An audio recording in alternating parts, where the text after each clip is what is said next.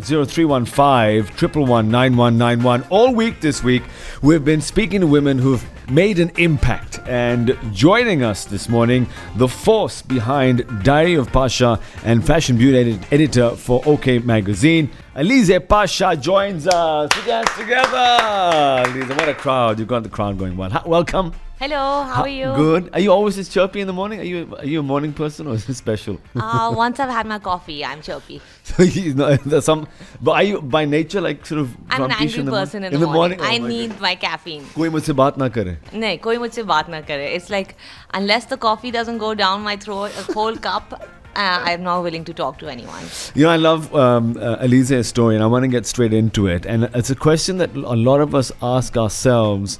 I think we ask ourselves this question at various points in our lives. And some would say we ask this question every decade of our life. But the question is, what makes me happy? I want you to tell us a story about, so you were studying psychology? Yes. Here in Pakistan? No, in the US. In the US. And this is part of an undergrad degree? Yes, it was an undergrad. I was actually an economics major and then I took up a psychology minor. And the psychology course was on happiness and well-being. And we studied economics and we studied wealth and we studied a bunch of things. And at the end of the day, it was what makes you happy. So you should choose a career that makes you happy. My teacher would come to school every day and say, I cannot believe I'm getting paid to do this. I would do this job for free. So in life, you should do something that even if you weren't paid for it, you would do it. You love it so much. So it got me to think, what do I want to do? So I wanted to work for a magazine, and I thought, even if I didn't get paid for it, I would do it. And I pursued that career path. I moved to Dubai and I didn't know how to put my foot into the door. Yeah. And I started emailing this magazine over there, Grazia, which I really liked over there in the Middle East. And I would email the fashion beauty editor and say, I'll work for you for free. Just give me an opportunity. And they called me in for an interview and I interned there. I interned there for 2 months. I put in those hours and made some friends in the magazine industry. I mean, there were so many people over there with some Asian titles. And I got a job. I worked for Ahlan Masala and there are other Asian titles, Kohl and Bandhan. And I worked there for a year.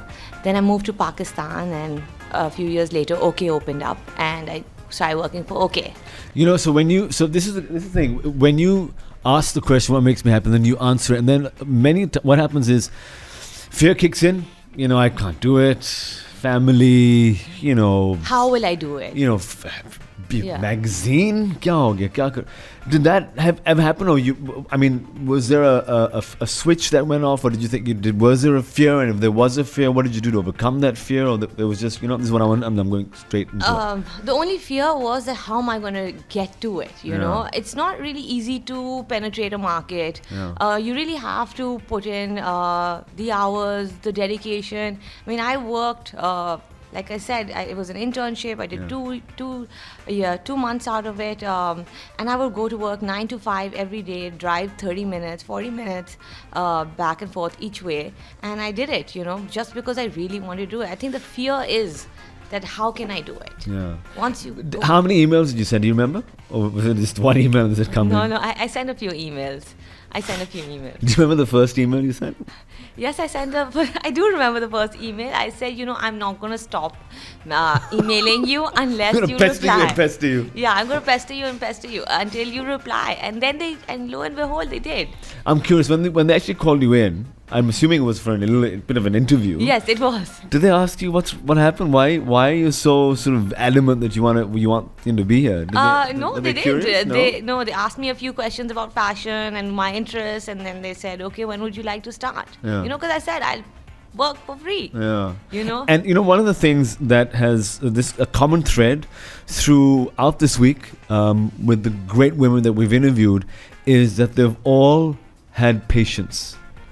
I feel, I don't know how you feel about this, but I feel like today patience is like, what does that even mean? No, I want it done now. Yeah. I want to become an influencer overnight. Yes. I want to get, gazillion followers in a week. and I want it's not like that. It's not possible. You have to put in the hours. In any job, you have to really put in the hours, the determination. I feel like I'm not a patient person, but I am a determined person. So I'm a persistent person. So lo and behold, like, you do the job, you do it well. There'll be some times that you don't do it well, but you do it well enough times over the years when you keep at something that you'll be good at it eventually. The good news is Alizeh has a coffee, so we have the happy Diary of Pasha entry 6th of March. We're going to head to a break. We're back with more. If you have any questions, 0315 111 9191.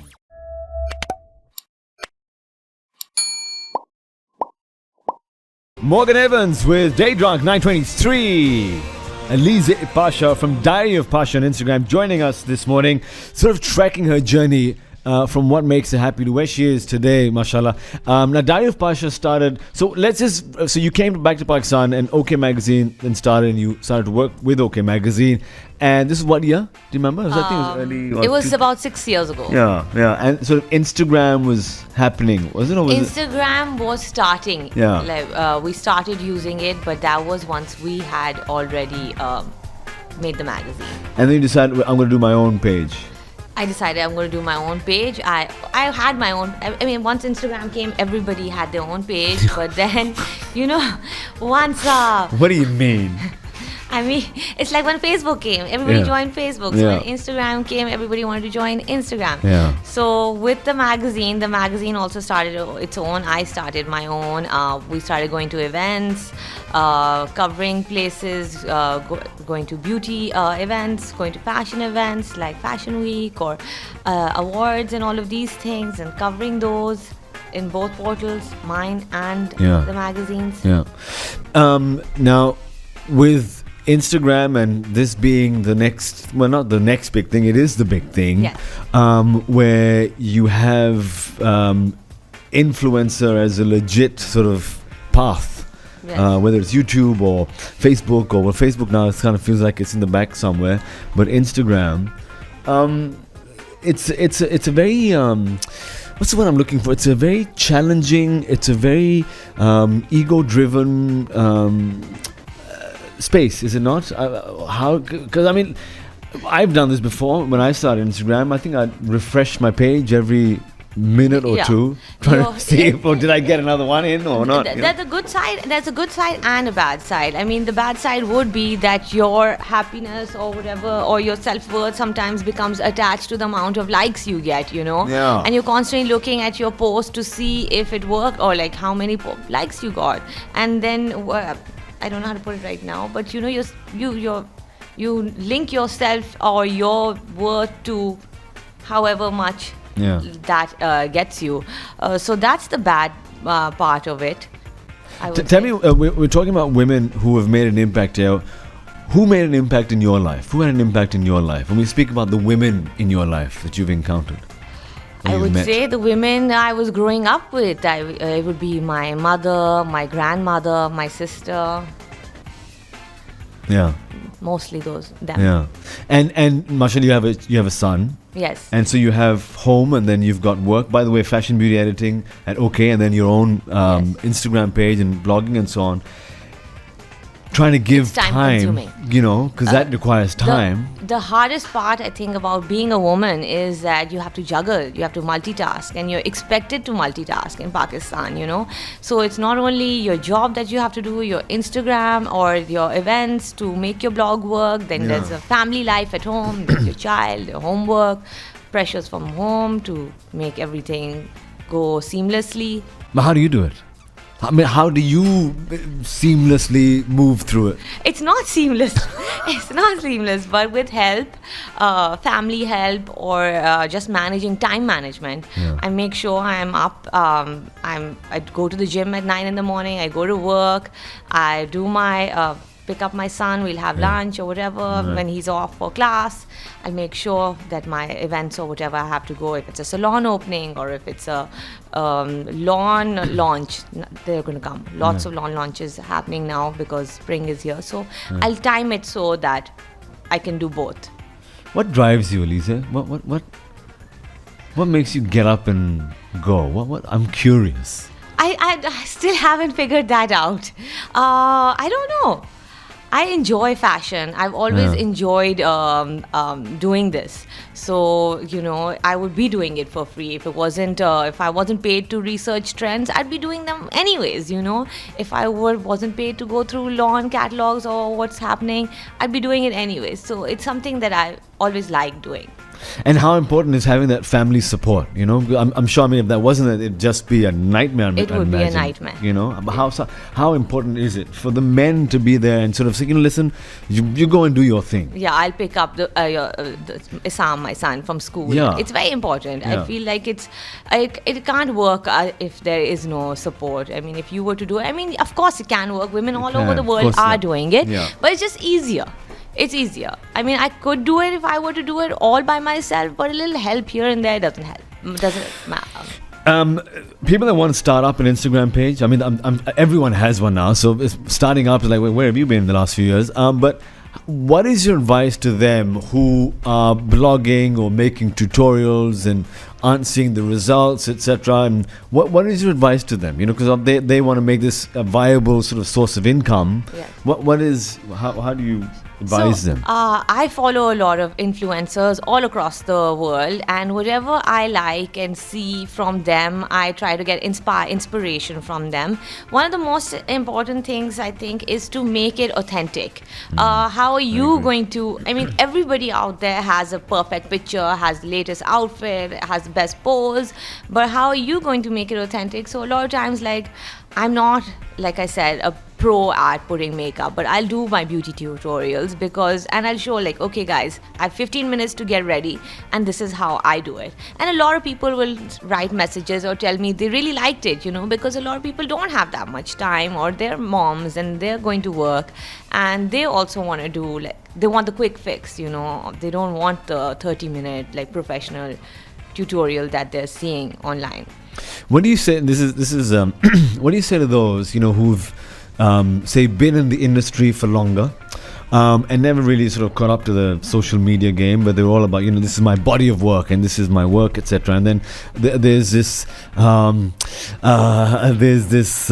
friction, कि ये तो आज के लड़के लड़कियां आ जाते हैं Instagram पे और फॉलोअर्स आ जाते हैं, अपने आप को पता नहीं क्या समझते हैं एंड सो ऑन, और देखो कितना चार्ज कर रहे हैं और फलाना देखो मैं 30 साल से ये कर रही हूँ, ये करता आया हूँ. There is that, how dare you come and get this Instagram page and I've been doing this for how do you respond to that? My response is typewriters were replaced by computers and you have to be relevant, and things are changing. Time's changing. Like before you'd see mostly print, now it's mostly, a lot of it is digital, so things are going to change. With technology you see a lot of changes. Before, advertising revenue would be heavily in maybe in the newspapers. Now it's not. Influencers are paid all world over. I think it's like 60% or 80% of marketing is actually influencer based marketing. Because it's changing, so you have to accept it and move on or be redundant. That's it. Be relevant, and this is the new game. Play the new game, and it's hard, it's not easy. This is ZNL 2A with Happy Now 9:31. We'll be back straight after this with Alizeh Pasha.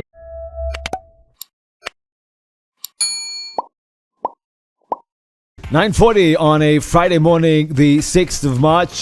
Diary of Pasha, the force behind Diary of Pasha is Alizeh Pasha. Just very quickly, I mean, everyone knows about Diary of Pasha, but it's mainly fashion and beauty. Yes. And now lifestyle as well, like about fitness and health. Do you, like, on that fitness and health, more and more women and men are sort of realizing, what, jaan hai to jahan hai. Yes.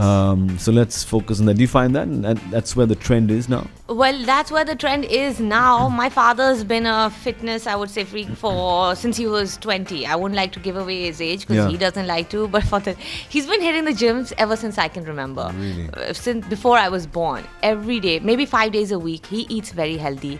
So, and one of the most important things when I had gained a lot of weight would be like, if you're not going to look after yourself, no one's going to do it for you. Your kids won't even do it for you. You have to be there for your kids. You have to look after yourself. And that's such a motivator. Yes. Your children.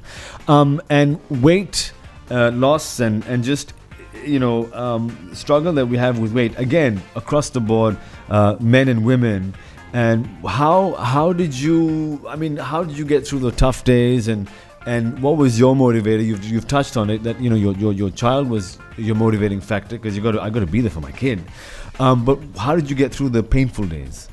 The painful days, I don't know. I just put up my guard. I was on the defense.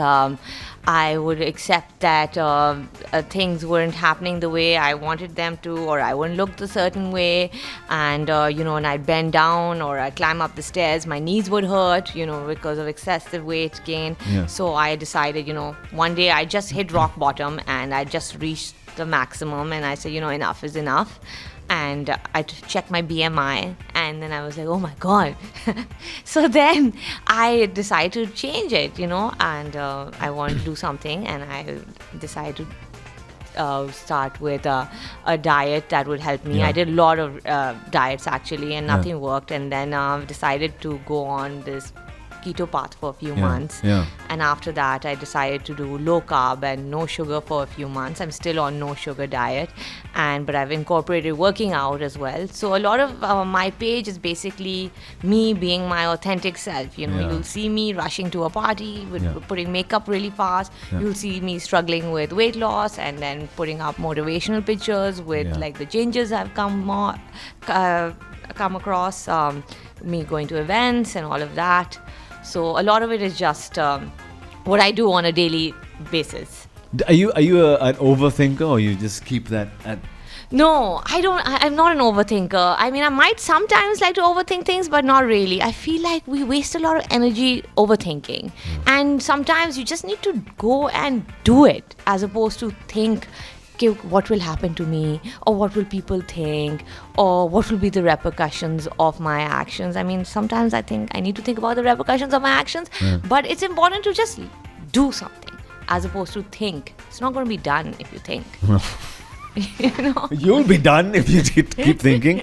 Now you diet of Pasha, and there's a following there, mashallah, and there's a focus there now with wellness and health and so on. Yes. What's next? Like, what is it going to be? More health and wellness? Where do you see things? It's going to be, I think, incorporating everything. I'm not all about fitness and health. I think I'm a basket case of everything, so it's going to be interesting use of words, by the way. Yeah. I'm a basket case. So it's going to be beauty, it's going to be fashion, it's going to be fitness, but a lot of it now with business profiles, it's money. Unfortunately, we're motivated by finances. So I'll check out a picture and how many likes it got, and I'd be like, okay, so this is making more noise, or this is going out to more people. So do I want to just do that? Like, I've noticed if I put up a post in Western clothes, for example, and I think I've done a great job, I might not get as many likes as I do when I wear Eastern outfit to a shadi, So, but do I want to? I mean, do I want more likes, or do I want to change how I perceive myself, or how I want people to perceive me? So, which do you choose then? Which do you end up choosing? I'm confused. कोई जवाब दे. It depends. So I'll balance it, right? I'll put my mix, and okay, fine, it won't get so many likes, but then I'll give you a shadi joda. I'll throw it into the mix. Yes. This is Pink with Beautiful Trauma. Alizeh Pasha, live on FM 91.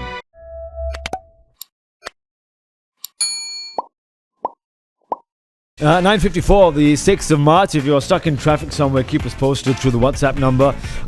Diary of Pasha. We've got Alizeh Pasha joining us this morning. Before we let her go, we were just talking very briefly off air, and I think she's saying maybe we should bring this to light. And it's about women not supporting women. Or women bashing women, Yes. and it's something you found with a lot of your posts. What kind of comments can you share? Like, how would they feel threatened?